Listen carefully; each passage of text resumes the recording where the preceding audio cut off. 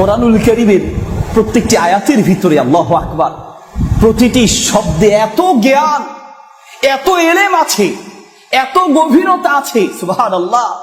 এক একটা শব্দের, এক একটা বাক্যের তাফসীর ঘন্টার পর ঘন্টা যাবে, তাফসীর করা শেষ হবে না, তাফসীর করা শেষ হবে না। প্রিয় হাজরিন, ইদানিং তাফসীরে বাসারি নাম শুনছেন না? বেচারা তিনি বলেছেন যে 250 খণ্ডের তাফসীর লিখবেন। 250 খণ্ডের নাকি? সূরা ফাতিহার তাফসীর 15 খণ্ড গিয়েছে। এটা নিয়ে আমরা যে কি লাফালাফি, ফেসবুক তোলপাট, তাকে মানে অপমান। ওই যে বাংলাদেশের একটা খেলা আছে নাম হাডুডু, আছে কিনা? এটার উদ্দেশ্য কি? মানে যে যারে মানে যে সামনের দিকে যাবে তারে পা ধরে টেনে নিচে নামাতে হবে, ঠিক না? আমাদের অবস্থান হাডুডু খেলার মতো হয়ে গেছে। এবং দুঃখের বিষয় হচ্ছে সাধারণ মানুষ হাডুডু খেলুক, কিন্তু আলেমরা ওখানে হাডুডু খেলা নামছে। একজন যদি উপরে উঠে ওর পা ধরে কেমনে নামাবে আমরা সেই তালে। আরে ভাই, আপনি সেই বাসারি সাহেবের বিরোধিতা করতে গিয়ে আপনি কি বুঝতে পারছেন আপনি যে কোরআনের বিশালতার বিরোধিতা করছেন, আপনি যে কোরআনের গভীরতার বিরোধিতা করছেন? 250 খণ্ডের তাফসীরের কথা শুনে আপনি বলছেন যে হ্যাঁ, ওনার বক্তব্যকে কাটিং করে, এডিটিং করে সেখানে দিয়েছে বাবা তোমার দরবারে সব পাগলের খেলা। চিন্তা করেন, একজন আলেম তাকে বাবা তোমার দরবারে সব পাগলের খেলা, তার মানে এই যে কথাটা বলেছে এটাকে পাগলামি মনে করছে। আসলে আসল কথা কি জানেন?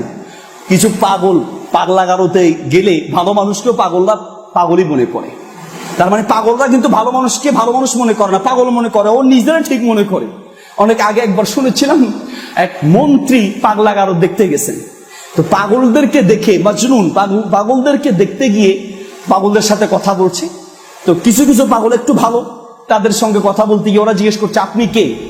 বলছে আমি অমুক মন্ত্রী। মন্ত্রী নিজের পরিচয় দিচ্ছে, আমি অমুক মন্ত্রী।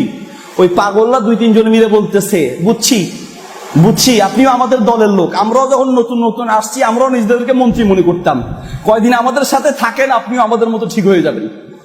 তার মানে মন্ত্রী যে নিজেকে মন্ত্রী বললো, পাগলদের কাছে মনে হয়েছে কি না আসলে ও পাগল, কিন্তু আসলে পাগল কে? নিজেই পাগল। সম্মানিত হাজরিন, কোরআনের বিশালতা 250 খণ্ডে নয়, 500 খণ্ড তাফসীর লিখলেও পূর্ণাঙ্গ কোরআনের তাফসীর লাগা শেষ হবে না। সহিহ তাফসীর উনি বলেছে, সহিহ তাফসীর, জয়ীফ তাফসীর, জাল তাফসীর, সমাজের রন্ধ্রে রন্ধ্রে 52 লক্ষ লক্ষ তাফসীর 500 খণ্ডেও শেষ করতে পারবেন না। হ্যাঁ, বলার ক্ষেত্রে ওনার হয়তো একটু ভিন্নতা প্রকাশ পেয়েছে, অহংকার প্রকাশ পেয়েছে, বলার স্টাইলটা ভিন্ন রকম ছিল, এই জন্য তো সে ক্ষমা চেয়েছে। আমরা দোয়া করি আল্লাহ তাকে ক্ষমা করুন। আর সে যে আশা নিয়ে নেমেছে 250 খণ্ডের তাফসীর লিখবে, আমরা দোয়া করি আল্লাহ তাকে তৌফিক দান করুন। অসম্ভবের কি আছে? অসম্ভবের কি আছে? আল্লামা তাবারি, ইমাম তাবারি তার জীবনে 3.5 লক্ষ পৃষ্ঠা লিখেছেন। কয় লক্ষ? আপনার কাছে তো অবাক মনে হবে। আর সেই যুগ কি কম্পিউটার যুগ? আরে মিয়া সাহেব, যদি ইমাম তাবারি সেই যুগে 3.5 লক্ষ পৃষ্ঠা লিখতে পারে, তাহলে বর্তমান যুগে 3.5 লক্ষ নয়, বরং বর্তমান যুগে 3.5 লক্ষকে যদি আপনি 4 দিয়ে গুণ দেন তাহলে কয় লক্ষ হয়? 14 লক্ষ পৃষ্ঠা লেখা বর্তমান যুগে সম্ভব।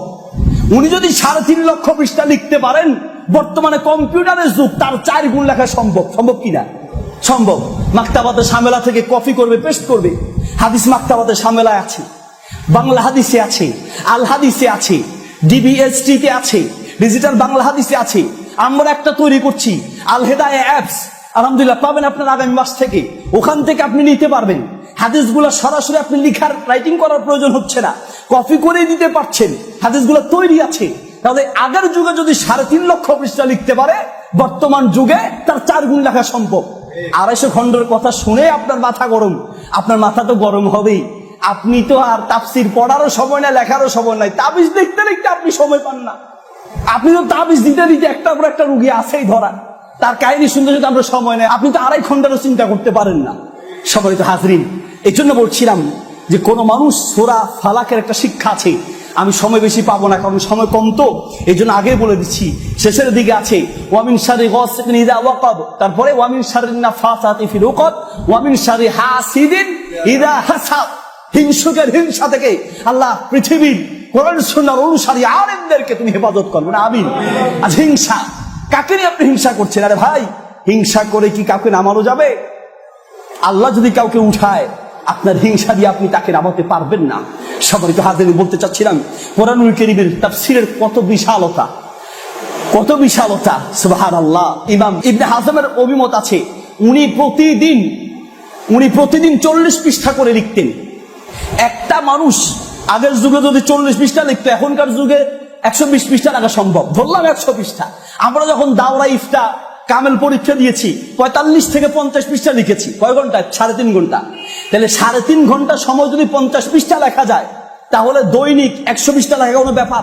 দৈনিক 100 পৃষ্ঠা যদি লেখে, তাহলে বছরে 365 দিন, 65 দিন তার ব্যস্ততা। 300 দিনের ভিতরে তার কত পৃষ্ঠা হয়? এইভাবে 20 বছর সে লিখলে কত পৃষ্ঠা হবে? আরে উনি যদি না পারে, লেখা শুরু করবে অন্যান্য আলেমরা, আমার সাথে যদি যোগাযোগ করে, অন্য কোনো আলেমের সাথে। আবার আপনারা মনে করবেন যে আমি বাসারি সাহেবের দালালি করতেছি, আমি তারা চিনিও না, কোনোদিন তার নামও শুনি নাই, এখন শুনলাম, দেখাও কোনোদিন হয় নাই, কোনদিন কথাও হয় নাই। কিন্তু আমি আমার উপলব্ধি থেকে ইনসাফপূর্ণ কথা বলছি। সে কোন আকীদা মানহাজ, তার কোনটা কি, কিচ্ছু জানি না, কিন্তু ইনসাফপূর্ণ কথা বলছি।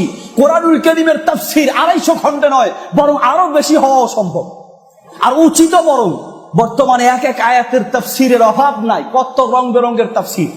একজনে কয় মিলাদের কথা কোরআনে আছে। তাফসীর দেখেন কি তাফসীর, ইন্নাল্লাহা ওয়া মালাইকাতাহু ইউসাল্লুনা আলান নবী।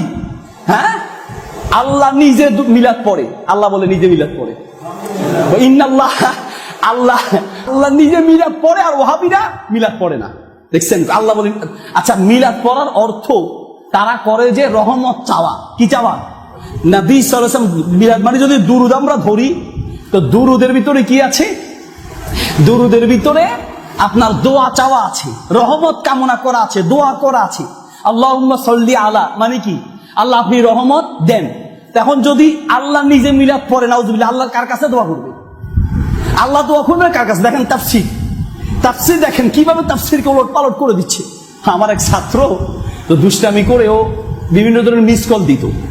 তোরা ধরে একবার জিজ্ঞেস করে, বেটা ঘটনা কি? মানুষের মিস কল দিচ্ছে, দুষ্ট টাইপের ছিল। তো ও বলতেছে যে মিস কল দেওয়ার কথা তো কোরআনেই আছে। কোথায় আছে? ফামাইয়ামাল মিস কল। ও এক তাফসীর করছে। ও খুব গরম হয়ে গেলাম। তো যাই হোক, বলতে চাচ্ছিলাম এই যে কত বানোয়ার তাফসীর সমাজের ভিতরে আছে, কত হাজার হাজার, কয়টা বলবো আপনাকে?